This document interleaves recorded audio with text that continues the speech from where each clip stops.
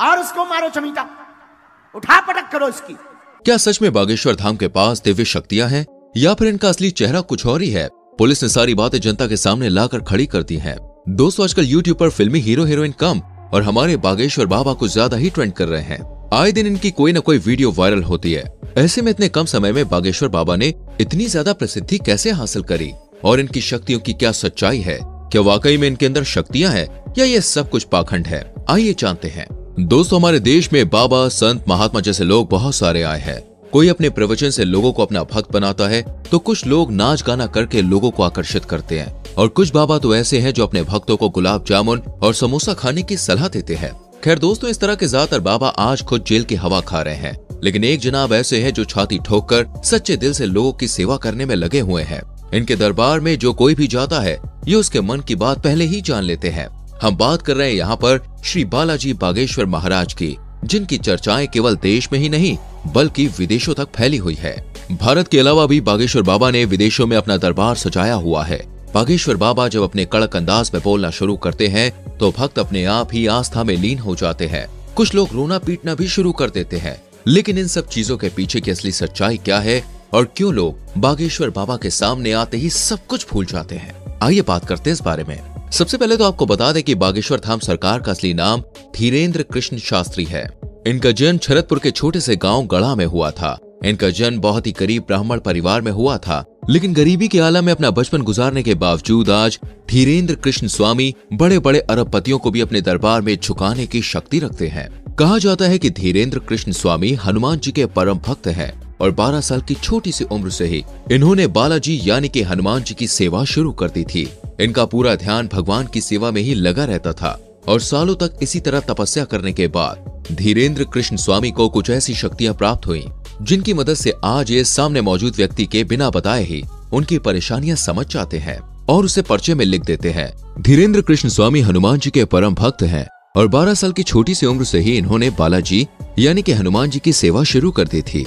इनका पूरा ध्यान भगवान की सेवा में ही लगा रहता था और सालों तक इसी तरह तपस्या करने के बाद धीरेन्द्र कृष्ण स्वामी को कुछ ऐसी शक्तियां प्राप्त हुई जिनकी मदद से आज ये सामने मौजूद व्यक्ति के बिना बताए ही उसकी परेशानियां समझ जाते हैं और उसे पर्चे में लिख देते हैं। बागेश्वर बाबा ये तक समझ जाते हैं कि आप सच कह रहे हैं या नहीं।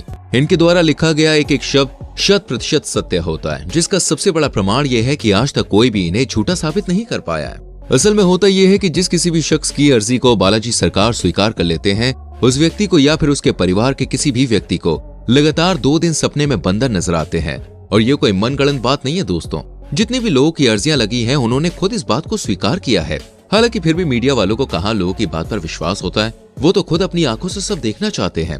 इसी चक्कर में कई सारे मीडिया हाउस बागेश्वर बाबा के भक्त बनकर भीड़ में इकट्ठा हो जाते हैं, ये देखने के लिए कि आखिर इनके दरबार में होता क्या है। लेकिन जब मीडिया वाले दरबार में गए तो ये देखकर हक्के बक्के रह गए कि बागेश्वर बाबा ने उन्हें पहचान लिया था और उनकी पोल लोगों के सामने खोल दी। इस पूरे इंसिडेंट को देखने के बाद मीडिया वाले भी बालाजी सरकार के सामने नतमस्तक हो गए। जैसे ही ये बात लोगों के सामने आई, हर कोई ये देखकर दंग रह गया कि कैसे एक जवान बाबा ने बड़े बड़े संत महात्माओं के कान काट रखे हैं। धीरेन्द्र कृष्ण शास्त्री कहते हैं कि उन्होंने बालाजी महाराज की मदद से अब तक लाखों लोगों की जिंदगी संवारी है। बागेश्वर धाम सरकार की कृपा अपरंपार है, तभी तो जो कोई भी इनके दरबार में जाता है वो कभी भी खाली हाथ नहीं लौटता। सच्चे दिल से मांगी गई दुआ को बालाजी सरकार जरूर पूरा करते हैं, इसलिए तो उनके दरबार में भक्तों का तांता लगा रहता है। हर कोई बस एक ही मनोकामना करता है कि कैसे भी करके मेरी अर्जी लग जाए और बागेश्वर सरकार उसे खुद अपने पास बुलाए। कई महिलाएं तो इनके खूबसूरत चेहरे को देखकर मोहित हो उठती हैं। अब इनकी जगह कोई दूसरा बाबा होता तो वो इस बात का जरूर फायदा उठाता, लेकिन बागेश्वर महाराज ऐसे नहीं है। उन्होंने हजारों लोग के सामने इस तरह की महिलाओं को अपनी माता और बेटी कहकर सम्मानित किया है। वैसे तो ये अपने गांव में दरबार लगाते ही हैं, लेकिन दोस्तों उसके अलावा ये दूसरे जिलों और अन्य राज्यों में भी अपना दरबार सजाते हैं। ऐसी स्थिति में वहाँ भी बड़े बड़े मीडिया कर्मी और पत्रकार बागेश्वर सरकार की परीक्षा लेने की कोशिश करते हैं। ये नौजवान युवक माथे पर तिलक लगाकर आखिर लोगों को फंसा रहा है क्या, या फिर वाकई में इसके अंदर कोई दिव्य शक्तियां हैं भी, जिसकी वजह से दोस्तों एक बार तो बागेश्वर महाराज जी की तरफ से पत्रकारों को चैलेंज दिया गया, जिसमें पत्रकारों को हार का सामना करना पड़ा, क्योंकि अपने दरबार में आने वाले हर एक शख्स के मन में क्या चल रहा है उसका ज्ञान बागेश्वर सरकार को बखूबी रहता है। वैसे बहुत ही कम लोगों को धीरेन्द्र कृष्ण शास्त्री की बैक स्टोरी पता है। असल में इनके दादाजी भी बालाजी के बहुत बड़े भक्त थे और वो भी अपना दरबार सजाकर लोगों के कष्टों को दूर करते थे। हालांकि उनका दरबार छोटा होता था, लेकिन उनके अंदर मौजूद दिव्य शक्तियां काफी ज्यादा प्रबल थीं। इसलिए कोई भी उनके दरबार से निराश होकर नहीं जाता था। और वहीं से धीरेन्द्र कृष्ण शास्त्री ने भी बालाजी की तपस्या करनी शुरू की। धीरे धीरे यह हनुमान जी के परम भक्त बन गए, परंतु उनके दादाजी की मृत्यु के बाद दरबार सूना सा हो गया, जिसके बाद लोगों ने धीरेन्द्र शास्त्री से दरबार सजाने के लिए कहा। शुरुआत में उन्हें अपनी शक्तियों का ज्ञान नहीं था, इसलिए वो इस तरह की चीजें नहीं करना चाहते थे और सिर्फ बालाजी महाराज की भक्ति करना चाहते थे।